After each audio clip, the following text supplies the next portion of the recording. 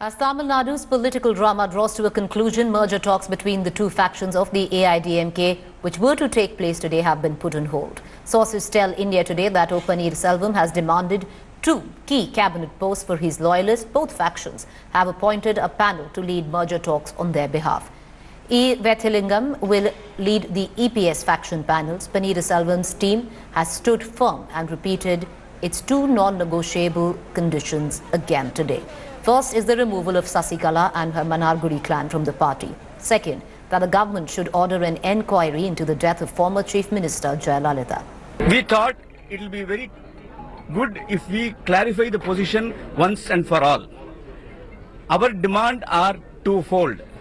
Number one, the state government should recommend to the central government a CBI probe into the mysterious death of Purachitalevi Amma. Number two, Mrs. Sasikala and her entire family should be expelled from the party. If these 2 conditions are met with, there are no further conditions.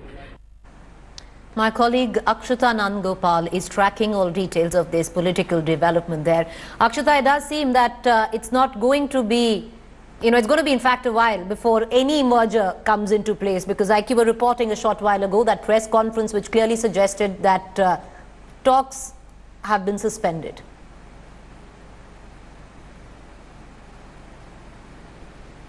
Yes, it's very clear, Preeti, that the brakes have been applied, at least on the part of the OPS camp, because they maintain that, look, there's been no clear communication from the EPS faction so far, despite many, attempts to reach out to them. The EPS camp, they claim, has different statements, has different versions coming out. Now, interestingly, I had told you what the OPS camp maintains, that they have 2 demands, that they want a response from the EPS faction on the same.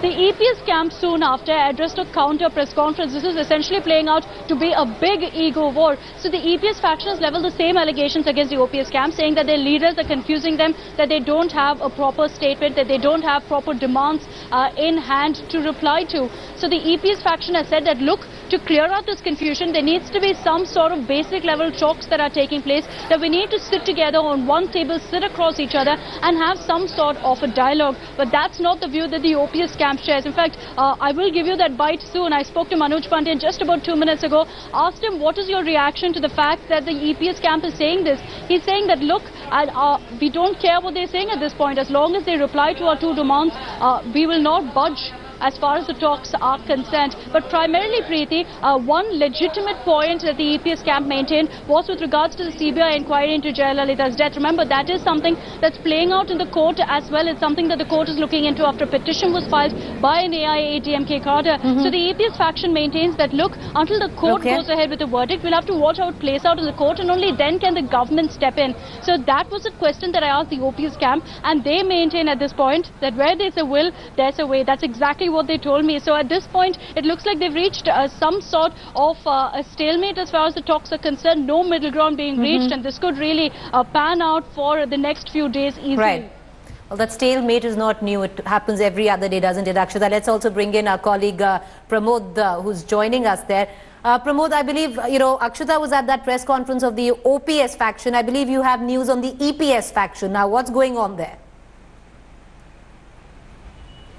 Well, certainly, Preeti, I could say that this place was complete embarrassment. Imagine how illogical the situation is. 12 MLAs against 122 MLAs, having the government in their hand itself. This Chief Minister, including Chief Minister Edappadi Palaniswamy, came here around 11 a.m. and he was waiting till 1 p.m. for them to come over and talk. Then we had Vethalingam, the MP, status that as today was Pradosham, they were waiting for them to come to talk to them, but apparently they did not. Vethalingam also reiterated, stating that we have sent SMS to them, to Manoj K. Pandyan and KP Munaswamy, but they have replied saying that they will not come and talk to them unless their demands are met. We also asked them why is it that there is such a delay in meeting their demands. Vethalingam clearly stated that number one, Sasikala issue is with election commission and they cannot interfere for now. And the second thing is the judicial probe or CBI probe into the death of Jayalalitha has become a judicial matter now, and as it is in the court, they want to wait for it, and whichever way the court decides, they will go ahead with it.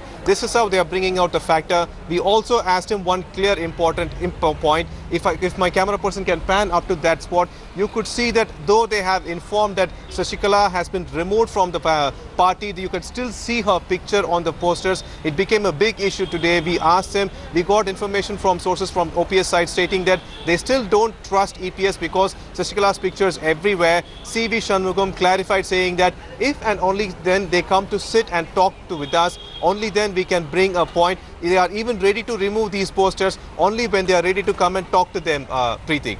All right, appreciate you joining us, Pramod Madhav and Akshata Nandgopal, getting us the very latest coming in on this Tamil Nadu political potboiler, where every hour there is practically a new development.